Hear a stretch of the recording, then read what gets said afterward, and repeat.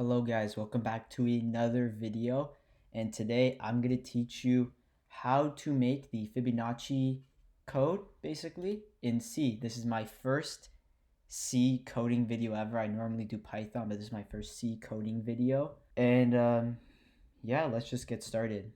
So for those who don't know what the Fibonacci sequence is, it's basically just a sequence of numbers that start with 1 and 1, and each subsequent term is the sum of the previous two terms.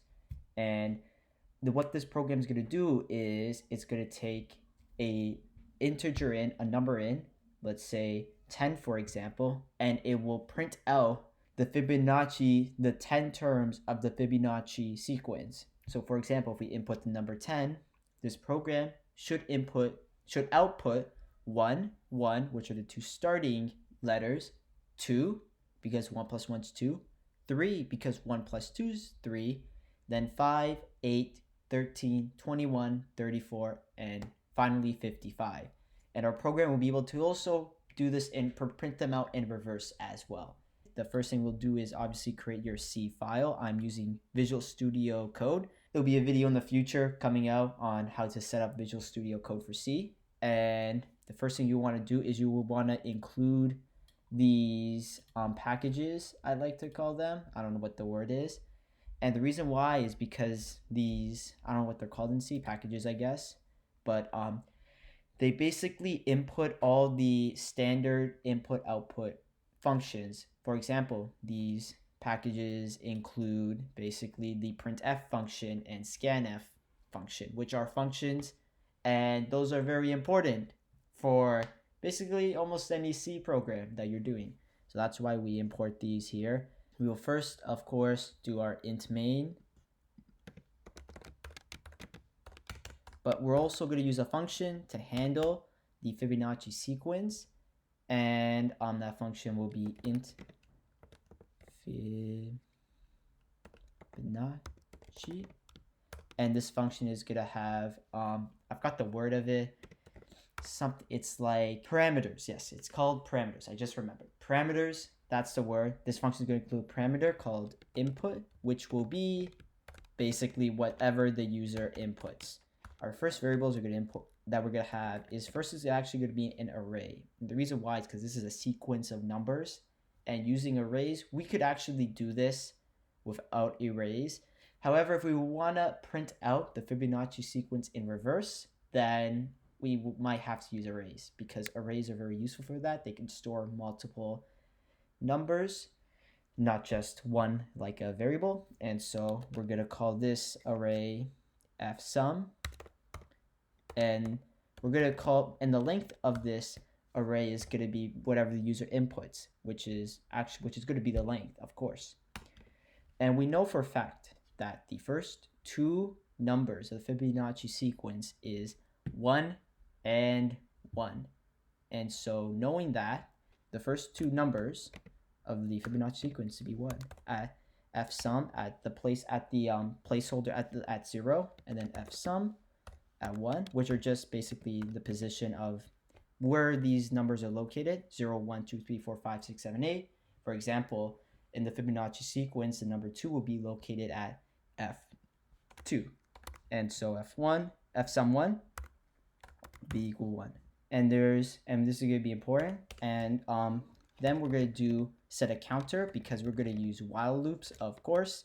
Counter to equal 2. The reason why we're starting at 2 is because, so say if the user inputs a number below 2, say if they only want the first number of the Fibonacci sequence, well, there's no mathematical way to prove it. We're going to have to script it to where if the input is below 2, it will just print out the these two values here. It would just print them out.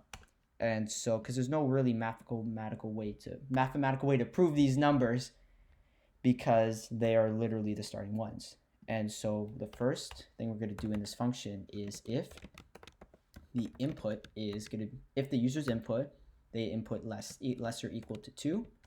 By the way, this program is not going to be like foolproof. You can put in negative numbers and you can probably break it. That's not the goal of this program. The goal is to just make it where if you input numbers like 10, 15, or 20, it'll print out those numbers of the Fibonacci sequence. Just letting you guys know out there, if you try inputting letters, I hope you don't. And if it is, we're going to set the counter to 0, and then while the counter is less than whatever number the user inputted, the counter is, you're going to see what it does in a sec. While the counter is less than whatever, say if the user input number 2, the program will print out the first, we do %d to print out the integer, %d will print out the first letters of the Fibonacci sequence, which are of course 1 and 1, depending on whatever the user inputs.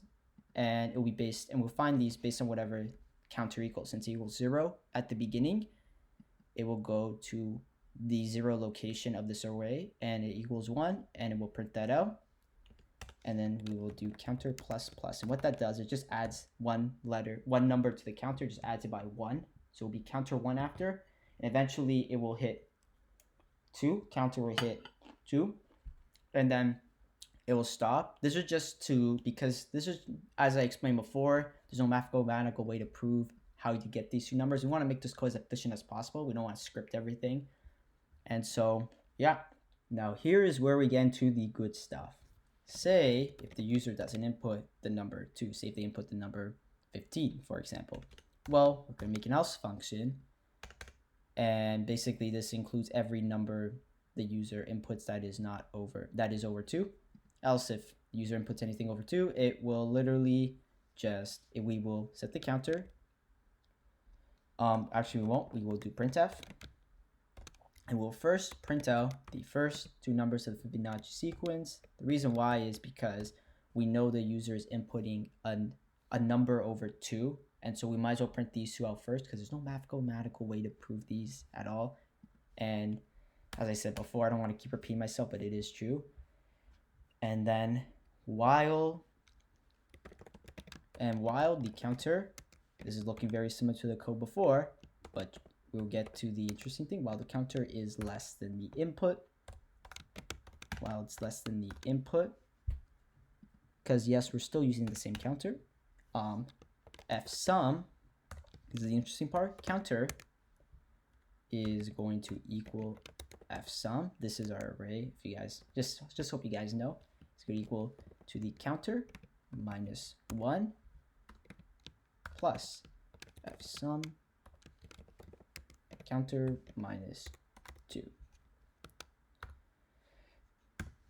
The reason why we do this is because in the Fibonacci sequence, as we know, each subsequent term is just the sum of the previous 2 terms. And what this does is, say, since we're starting at 2, since the counter is starting at 2, say if the counter is 2 and this program is going on down here. And how do we get the number 2 in the Fibonacci sequence? Well, it's just the sum of the 2 previous terms before. And this does exactly that. It literally gets the sum of the 2 previous 2 terms before. It's just counter minus 1 goes to the location a term before, and counter minus 2 takes the location two terms before that. And so in this scenario, it'll be 1 plus 1 at the very beginning. It'll be 2. And yeah, and we do printf %d fsum counter, and it will just print out the sum of those 2 terms by doing that. And once again, we do a counter plus plus to move on to the next term. Now we need to print this in reverse now. And I know what you guys are thinking, that might be pretty annoying. It's actually not that annoying at all to print the Fibonacci sequence in reverse as well. All we gotta do is, first off, I just want to make this print look good by just putting a space in the terminal. That way, like, it looks good. And then we will first minus the counter by 1. Then while, since the counter is at the highest number possible, that means the counter is basically at the is at the biggest number in the Fibonacci sequence, meaning all we got to do if we want to print this in reverse as well is we got to do while counter is greater or equal to 0. We will print out that number in the wherever it's located based on whatever the value counter is. And so if we do that,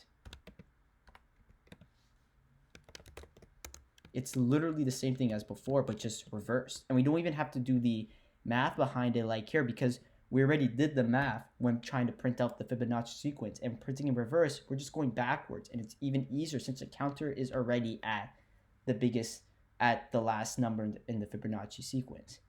And once that happened, and once it printed out, we will do counter minus minus. As you see, we're just going backwards, and we'll print out the Fibonacci sequence backwards for us. And that is pretty much it. This might not be the most efficient code, but it does get the job done, I'll say, pretty well. And in the main program, in int main, all it's going to be is we're going to create our variable input. We're going to set it equal to 0. And then we're going to ask for an input here.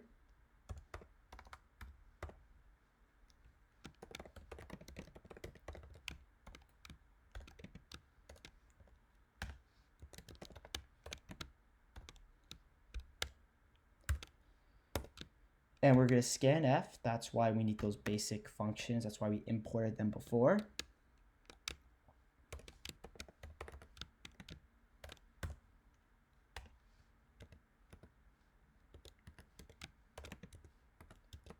And then we gotta do this. This is just for the scanf. And then we're gonna call the Fibonacci function, and our parameters are gonna be whatever the user inputted. And this makes the code very neat. That's why we use this function up here. It just makes it very neat for people who want to view it. They'll understand that this prints out the Fibonacci sequence and in reverse as well. And we gotta do a return 0 just to shut down the, the thing. Just shut down the function. And if we run this, so if there's no errors, awesome. Input a number. Let's do 10. It is 1, 1, 2, 3, 5, 8, 13, 21, 34, 55. I believe that's right. And it also prints it out in reverse, which is awesome. If we want to do a number smaller, we want to do a number smaller, let's do 2. 1, 1, 1, 1. Awesome. Or let's do 0. We get nothing because that's 0. Or 15. Wow, it gets very big. Yeah, that makes mathematical sense. And it prints in reverse as well. And yeah, that's the entire program. That's how you code the Fibonacci sequence in C. I hope you guys enjoyed this video. I know these videos are a little different compared to the other ones. I'm just trying to upload more consistently.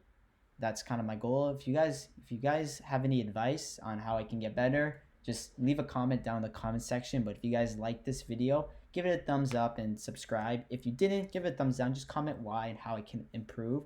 I don't want to hurt anybody's feelings. And yeah, peace.